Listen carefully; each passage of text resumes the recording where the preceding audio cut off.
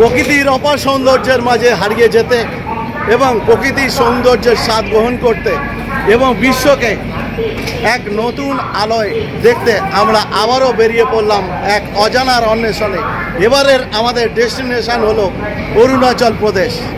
আমরা এখন দাঁড়িয়ে আছি কলকাতা স্টেশনে, ট্রেন ছাড়তে আর 10 মিনিট বাকি আছে। আমরা দেখা করব আপনাদের সঙ্গে আর কিছুক্ষণ বাদে। দেখতে থাকুন আমাদের চ্যানেল ATM ওয়ান স্টেপ। আমার সঙ্গে আছেন বন্ধু দীপঙ্কর ভট্টাচার্য, সঙ্গে আছে ব্রজলাল বিশ্বাস মহাশয়, আর বাকিরা আছে, তাদের পরিচয় আর কিছুক্ষণের মধ্যে করিয়ে দেব। দেখতে থাকুন অরুণাচল প্রদেশ ভিডিওটি। Kaziranga express train number 13181।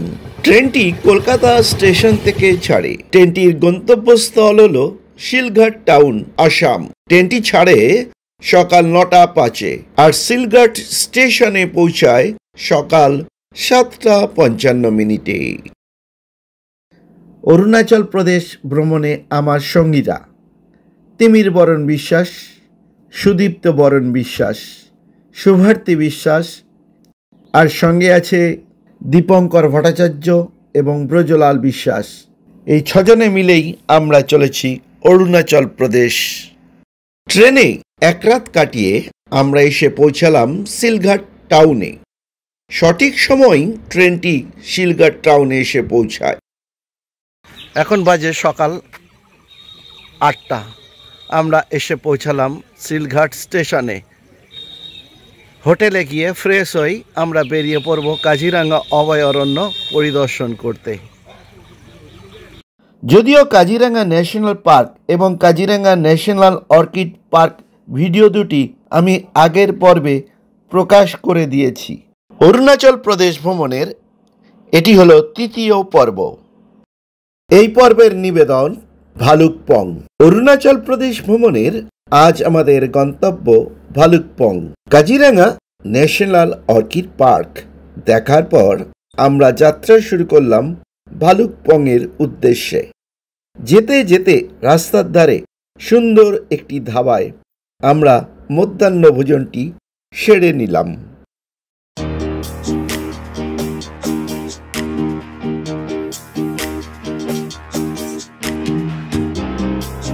তোমরা খাচ্ছ একটু ভালো করে খাবেন, চেয়ে চিনতে খাবেন, লজ্জা করবেন না একদম। এটিএম কি? ওয়ান স্টেমের কর্ণধার খাচ্ছেন এখন। কত বড় হাঁ করছেন খাওয়ার সময়। এ বাবা, আবার এই ডাল লাগবে।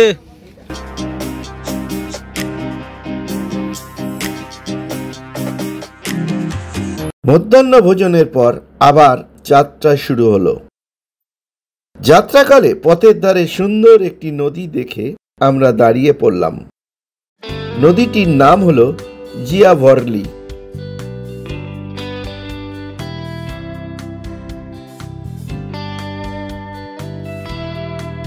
সবাই সেলফি তোলায় ব্যস্ত।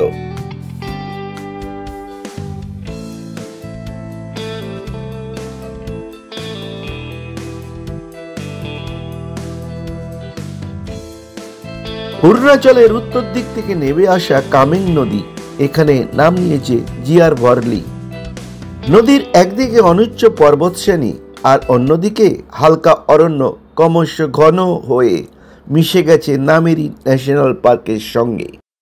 এক কথায় বলতে গেলে ভালুকপং এর প্রধান সম্পদ এই অসাধারণ প্রাকৃতিক সৌন্দর্য। এখানে চোখে পড়ে নানান প্রজাতির পাখি, তবে নীলকণ্ঠ পাখির সংখ্যাই বেশি। তাছাড়া মৎস্য শিকারীদের স্বর্গরাজ্য হলো এই ভালুকপং। জিয়াভরলি নদীতে আপনি র্যাফটিং, অ্যাংলিংও করতে পারেন। হাতে সময় থাকলে অবশ্যই র্যাফটিং, অ্যাংলিং করবেন। অসুররাজ বানের পৌত্র ভালুকের রাজধানী ছিল এই জিয়াভরলি নদীর দক্ষিণ পারে রমণীয় প্রকৃতির ভালুকপং। দুপাশে ঘন জঙ্গল আর দূরে ধাপে ধাপে উঠে গেছে হিমালয় পর্বত। ভালুকের বংশধর আকা উপজাতির বাস এখানে। ভালুকপং হলো অরুণাচল প্রদেশের প্রবেশদ্বার। আপনাকে অরুণাচল প্রদেশ যেতে হলে অবশ্যই এই ভালুকপং দিয়েই যেতে হবে। রাস্তায় হাঁটতে হাঁটতে আকা উপজাতির 2 মহিলার দর্শন পেলাম। আমি ভিডিও করছি আর আমার বাকি 5 ভ্রমণ সঙ্গী হোটেলের সন্নিকটের রাস্তায় কৌতূহলী চোখ নিয়ে ভালো কিছু দেখার আশায় পাইচারি করছি।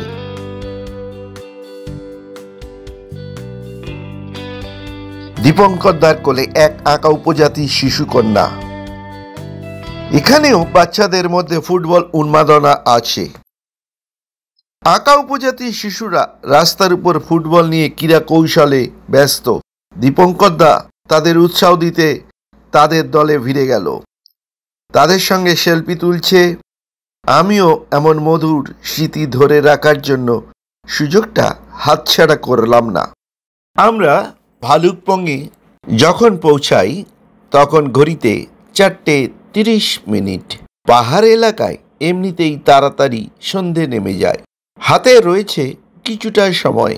এই সময়ের মধ্যেই হোটেলের আশেপাশে যেটুকু দেখা যায় দেখে নিলাম, আর খোলা চোখে যা যা দেখলাম সেগুলি এই ভিডিওতে পরিবেশন করলাম। একটা রাত ভালুকপং হোটেলে কাটিয়ে আমরা কাল সকালে বেরিয়ে পড়ব ভালুকপং থেকে আর দিরাংয়ের উদ্দেশ্যে। ভালুকপংয়ের মার্কেট এলাকায় রয়েছে বেশ কয়েকটি হোটেল। মার্কেট থেকে 1 কিলোমিটার দূরে প্রাকৃতিক পরিবেশে রয়েছে আরও কিছু হোটেল, যেমন মন্ডল ঘং হোটেল রুক।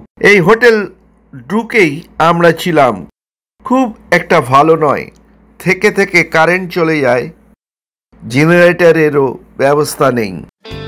হোটেলের সন্নিকটেই রয়েছে ভালুকপংয়ের হেলথ সেন্টার। পরের পর্বে দেখুন ভালুকপং টু দিরাং। ভিডিওটি অবশ্যই ভালো লাগবে আপনাদের। আজ 24শে এপ্রিল বৃহস্পতিবার, সময় এখন সকাল 8:30। আমরা সকালে জলখাবার সেরে বেরিয়ে পড়ছি ভালুকপং থেকে দিরাংয়ের উদ্দেশ্যে।